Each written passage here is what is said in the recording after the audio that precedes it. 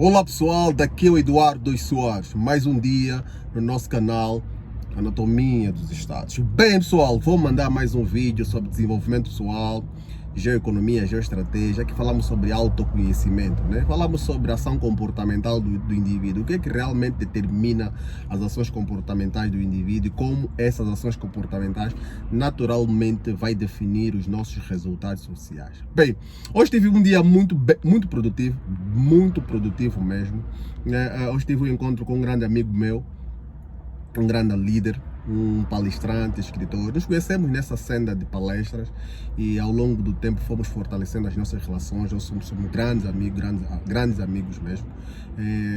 Eu vou falar sobre o Francisco Tinjumbila, né? Já tenho aqui o meu livro, né, Do Caos à Liderança Estratégica. Esse é o livro do Francisco Tinjumbila, um livro muito interessante que ele vai falar sobre liderança, né?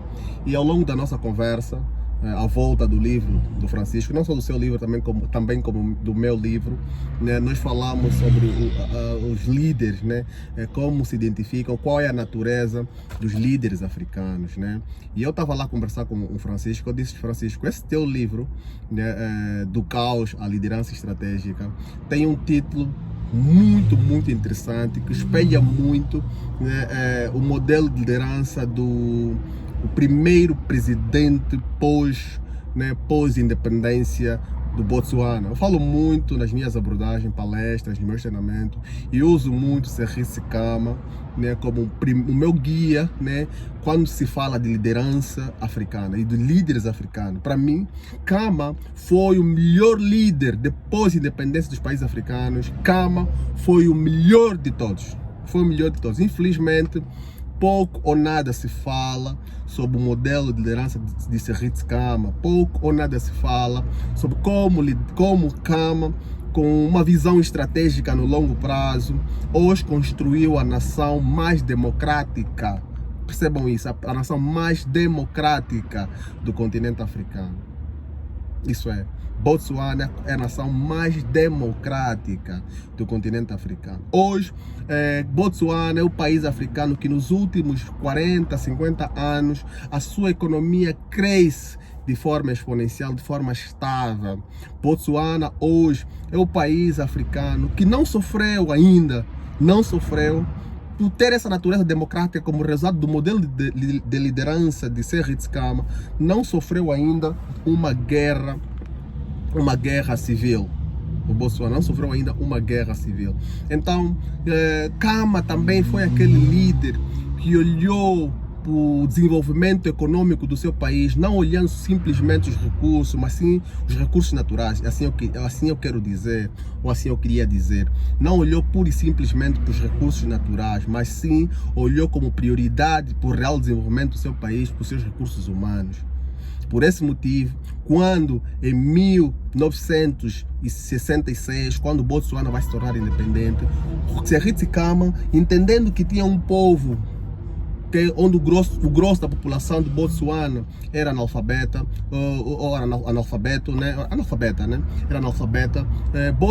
Khama vai entender que a transcendência ou a mudança do contexto social e econômico do seu país não pode se pautar, né, na substituição, né, do homem branco ou do sapiens branco em detrimento do sapiens negro ou do sapiens africano. Khama vai priorizar o princípio da meritocracia, onde o africano, independentemente de ser um nativo, ele tinha que ter competências, habilidades, né, preparadas, habilidades muito bem desenvolvidas para poder ascender ou ocupar um cargo específico. Por esse motivo, Khama, pós-independência, ele não vai correr com os brancos, porque ele vai entender que por ter uma população que não tinha uma literacia, não tinha uma instrução, não tinha uma educação que visava ou que tinha como objetivo alcançar o desenvolvimento social e econômico de Botsuana, então Khama vai manter, né, na estrutura social os colonos, os brancos, porque ele entendia, ele tinha clareza. Aí vamos falar da importância de nós termos um líder racional. O líder racional é o líder que entende o contexto na qual nós nos encontramos. ok? Entendendo o contexto, quais são as estratégias, como fala o Francisco no seu livro, né, do caos, né, à liderança estratégica, entendendo o contexto, buscando as estratégias necessárias, ele vai perceber que o meu povo nativo não tem habilidade, então eu tenho que manter o homem branco que tem as competências, e ao longo desse processo, esse indivíduo vai instruir, vai instrumentalizar, vai moldar, né? Esse homem preto vai moldar, vai aprender com o homem branco, e no longo prazo, esse indivíduo vai ter habilidades. Em função dessas habilidades, dessas qualidades na qual ele vai desenvolver, vai exercer as suas funções, porque hoje ou agora ele sim tem competência para exercer as mesmas funções.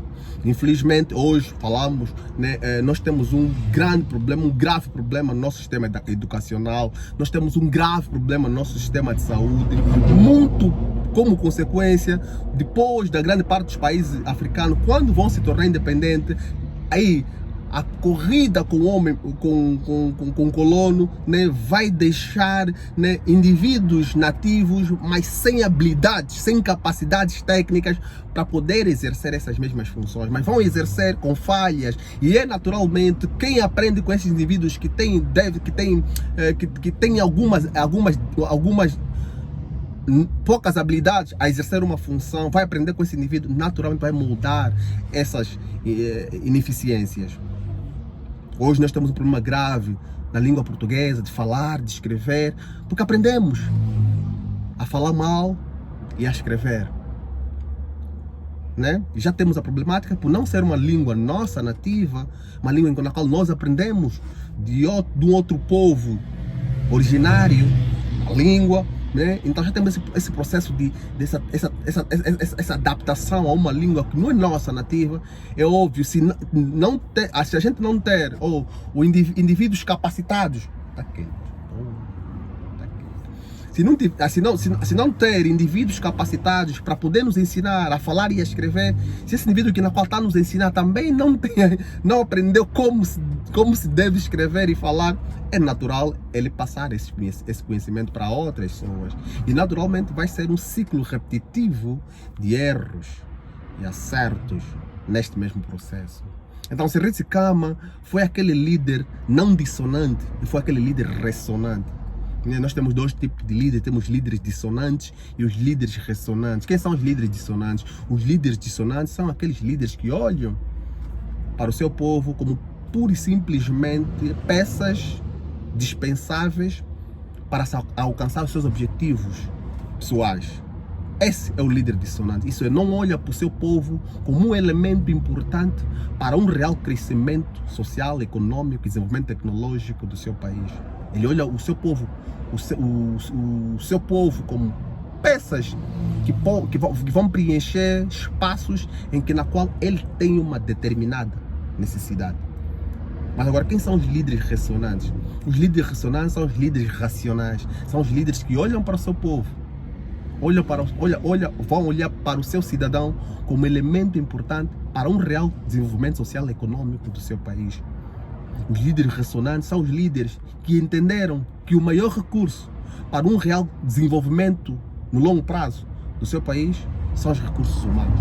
Por esse motivo, ele vai investir tempo, dinheiro para capacitar esses mesmos recursos humanos. Infelizmente, após a independência dos países africanos, líderes africanos na qual vão ascender ao cargo de presidente ou primeiro-ministro não vão ter habilidades ou competências necessárias para construir nações fortes. Por esse motivo, o que os países africanos hoje vai se refletir como nação é um reflexo das lideranças ou dos líderes que lutaram ontem para a nossa independência. Eram indivíduos que tinham competências, muitas das vezes eram bons guerreiros, mas eram péssimos líderes estratégicos. Por isso eu aconselho a leitura desse livro, né, de Francisco Tinjumbila, Do Caos à Liderança Estratégica. Estás de parabéns, Francisco, estamos juntos, estamos ligados, estamos juntos.